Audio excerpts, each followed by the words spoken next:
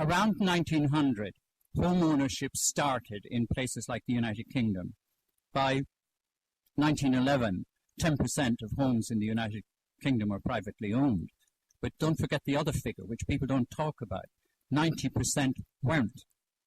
Now, currently, 70% of all domestic dwellings in the United Kingdom are privately held, because we've got something to come to. Sorry, what I was trying to get at, the change is dramatic. From 1% constant for 9,800 years that we know of, 1% own everything, 99% own nothing. Now there's a difference. 15% of the planetary population have a stake in land. Now, there's something else as well. 15% of the planetary population is prosperous. The same 15%. There's a total lock.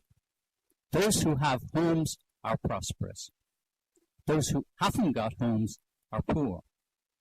And in fact, that leads us to what I discovered when I was researching the book. There's an absolute connection between poverty and landlessness. And there's an equally absolute connection between having some land and prosperity. So although the book is more about telling people about new data, there is a thesis because it's unavoidable.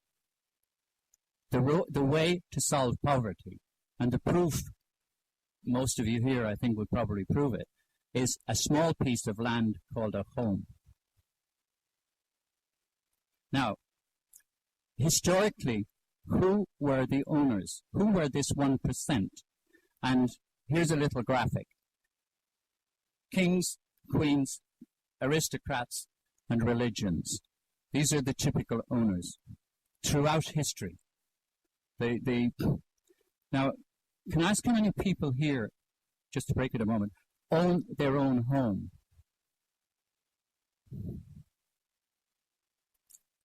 Good evening, serfs. Do most of you realize that your freehold is actually a feudal tenure? There's only one landowner in the United Kingdom. There's only one legal landowner, and that's the Queen. The site on which your house stands does not belong to you. It belongs to the Queen. You are a tenant. And it's feasible here. It's worked out okay. But in a lot of the world, being a tenant means being poor. Now, just to give you, this is the modern Earth, 2006. We're in the United Kingdom, a very advanced democracy, and the freeholders here are feudal tenants. Right.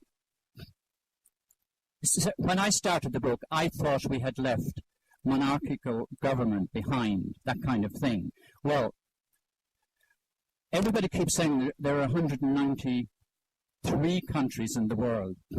Well, I've got 196. There's 196 countries and 61 territories or colonies. Now, of those, there are 29 countries are monarchies, but 41 countries are ruled by some form of monarch. Now, we all say constitutional monarchy, but I hope I've alerted you that it's not that simple. We are a constitutional monarchy, except the sovereign owns all land. Now, it was very easy to begin to identify the big landowners. You can work it out. Lots of these monarchs don't only rule their countries, they own all the land as well. Now, eventually, this is where I start getting you to who are the big landowners. The main big landowners on planet Earth are states and monarchs. And the form of land ownership is the same as we've got here. It's feudal. So I'll give you a rough ranking. The largest feudal state on Earth is still Russia. The Russian state claims all land. They haven't got freehold. You've got long or indeterminate leases. The next largest landowner on Earth is the Chinese state. It's got, 2.2 billion acres. The third largest landowner on Earth is the federal government of the United States. It owns 730 million acres of America, but it does not own the land of America. The federal government's holding is on a par with any other landowner. No special rights go to it as a landowner. It's got powers as a state, but as a landowner, no, it doesn't have feudal powers, and so on. Now, the monarchs then arrive, and the first and largest is Saudi Arabia as a direct monarch. The King of Saudi Arabia claims absolute rule and absolute ownership of 588 million acres. So it's considerably bigger than the United Kingdom. You then go down through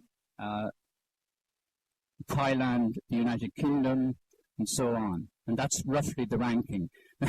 I can't take you any closer. My publisher is here. So if I start telling you who the other ones are, I'll be shot. Right. Citizens, not serfs. You've got a clue why I can put it like that. Is there anyone here from the Irish Republic? Apart from me. Right.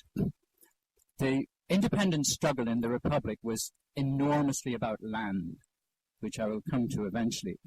But everybody in the land ownership in the Republic is higher than anywhere else, probably, in the world.